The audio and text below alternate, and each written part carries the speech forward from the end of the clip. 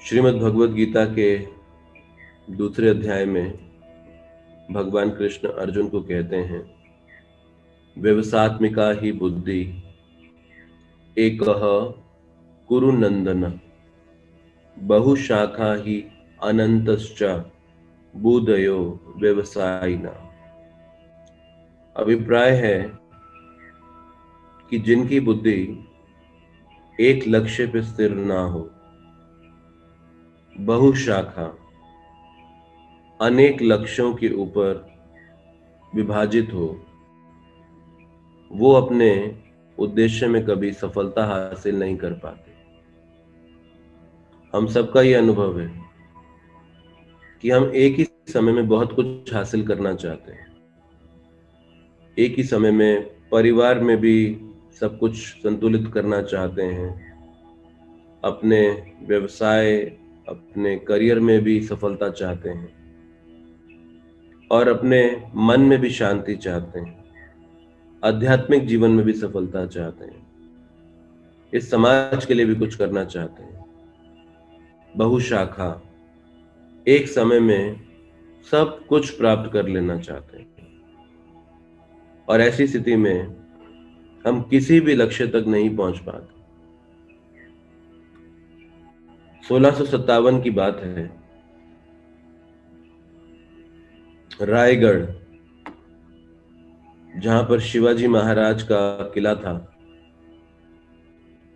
और ये किला एक सह्याद्री पर्वतों की पहाड़ियों पे बना था और इस प्रकार से बना था कि दुश्मन, शत्रु का कोई भी व्यक्ति इसमें प्रवेश नहीं कर सकता था। और शिवाजी महाराज ने एक नियम बनाया था कि हर दिन सूर्यास्त पे किले के दरवाजों को, सभी दरवाजों को बंद कर दिया जाएगा और कोई आएगा और कोई जाएगा नहीं। पास के गांव से कई लोग जो उत्पादन करते थे वो किले में बेचने के लिए आया करते थे और संध्या होने से पहले पहले बाहर निकल जाते थे। तो एक गांव से एक स्त्री दूध बेचने आई थी। रोज आती थी प्राय, लेकिन उस दिन भूल गई वो कि सूर्यास्त हो रहा है और किले का दरवाजा बंद हो जाएगा। दूध बेचने में इतनी मग्न हो गई कि उसे याद ही नहीं रहा समय का। और जब वो वापस जाने के लिए चली तो सूर्यास्त हो चुका था और किले का दरवाजा बंद हो चुका था।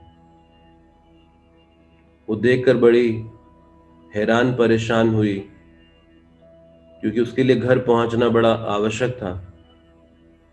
उसने पहरेदारों से कहा कि दरवाजे को खोल दो और मेरा बच्चा भूखा होगा, घर में अकेला छोड़कर मैं उसे आई हूँ। वो छोटा है, वो अपना देखभाल खुद नहीं कर सकता, मुझे जाना ही है।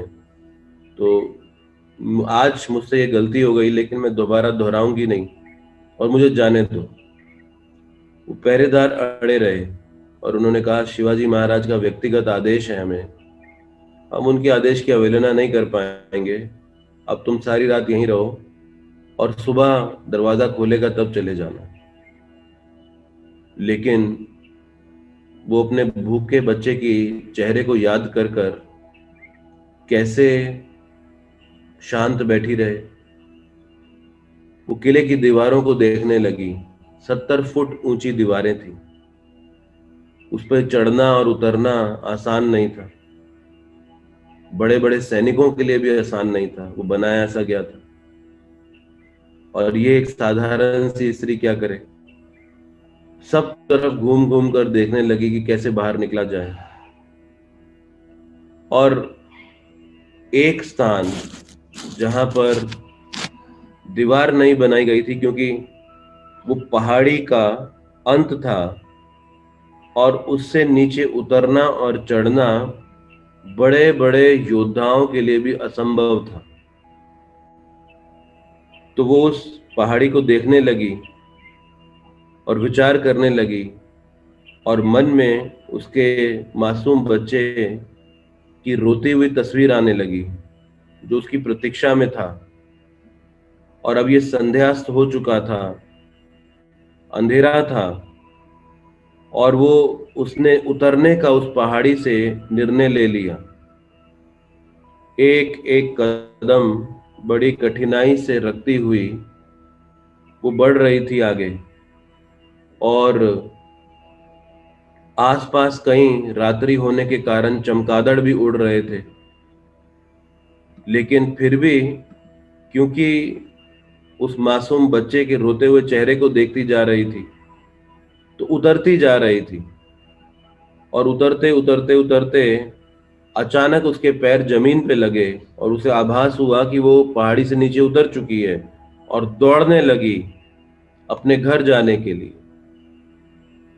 अगले दिन सुबह फिर से किले का दरवाजा खुला, और प्रत्येक दिन की तरह सभी जो विक्रेता थे वो आने लगे अपने अपने सामानों को लेकर। और ये महिला, ये दूध वाली भी दूध लेकर फिर से किले में आ गई वापस। और जब पहरेदारों ने देखा तो वो हैरान रह गए, और उन्होंने शोर मचा दिया, अरे तुम यहां से बाहर कैसे निकली, तुम गई कैसे यहां से? और उसको पकड़कर शिवाजी महाराज के सामने ले जाया गया। तो शिवाजी महाराज ने पूछा कि मेरे आदेश की अवहेलना कैसे की तूने? वो बड़े क्रोधित हो गए इस बात को सुन के। जब मैंने आदेश दिया तो तुम यहां से बाहर कैसे निकल गई?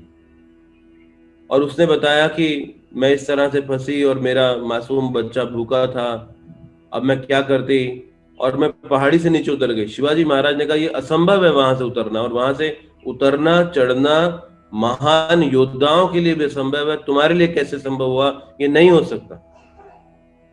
तो उसने कहा मैं वहीं से गई। तो शिवाजी महाराज ने कहा चलो मुझे ले जाकर दिखाओ तुम कहां से उतरी। और वो उस स्थान पर पहुंची और उस स्थान पर ले गई, और शिवाजी महाराज देख के हैरान, ये नहीं हो सकता कि तुम यहां से उतरी हो। तो शिवाजी महाराज ने कहा अच्छा ठीक है, तुम फिर से उतर के दिखाओ मुझे यहां से, अगर तुम यहां से उतरी हो तो। वो बड़े आत्मविश्वास के साथ आगे बढ़ी, और उसने एक कदम उठाया, और जैसे ही नीचे देखा तो वो देख के डर के कांप गई और रोने लगी, और कहती है मैं नहीं उतर पाऊंगी अब यहां से।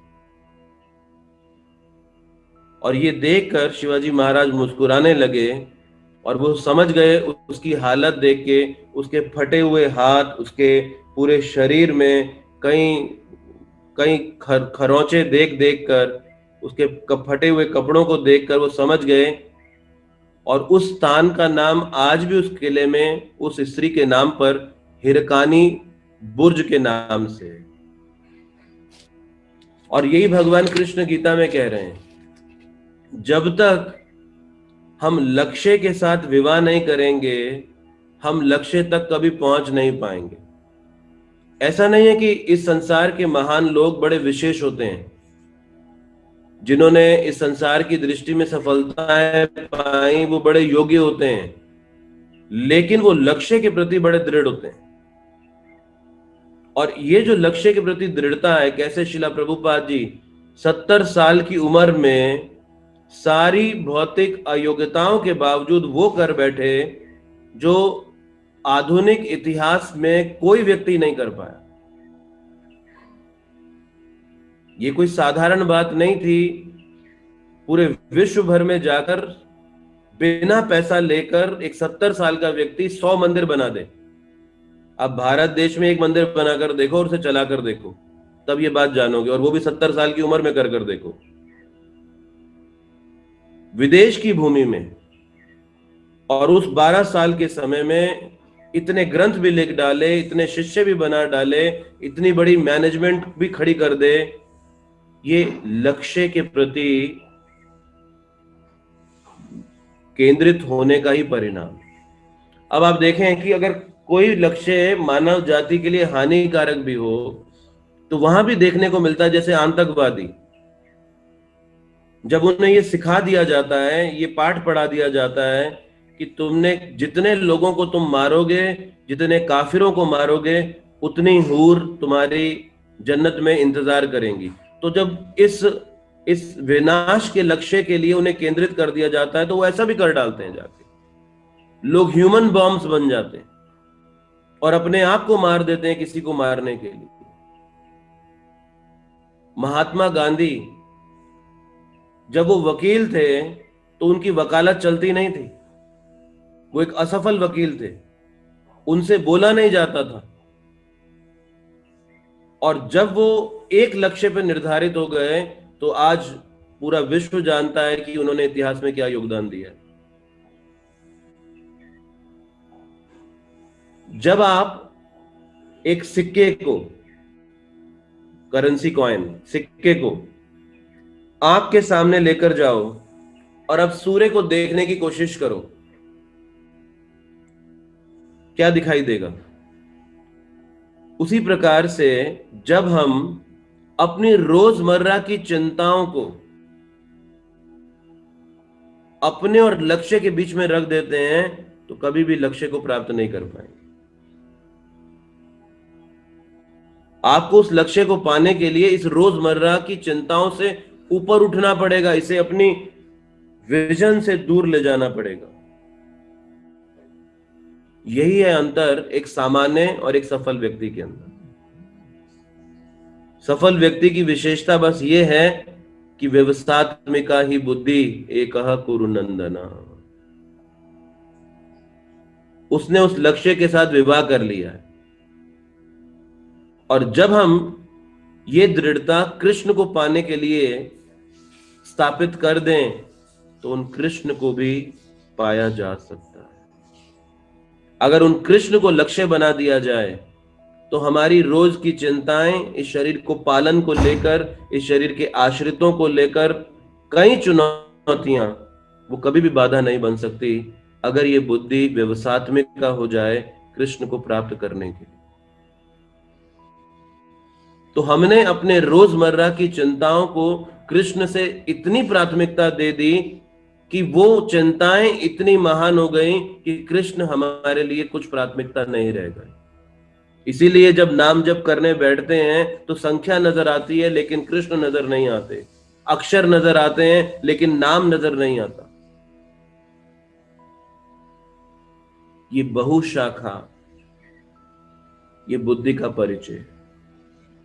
तो आइए इस व्यवसात्मिका बुद्धि के साथ कृष्ण के पवित्र नामों का जाप आरंभ करें कि लक्ष्य है कृष्ण और जीवन है छोटा, लेकिन अगर इस छोटे से जीवन के छोटे से समय को व्यवसात्मिका पूरी तरह से केंद्रित कर दें कृष्ण को पाने में, तो वो संभव है उस छोटे से जीवन के छोटे से समय में किए गए इस ध्यान पूर्वक नाम जप में भी वो कृष्ण जो कि अदुर्लभ है, वो दुर्लभ हमारे सामने प्रकट हो सके।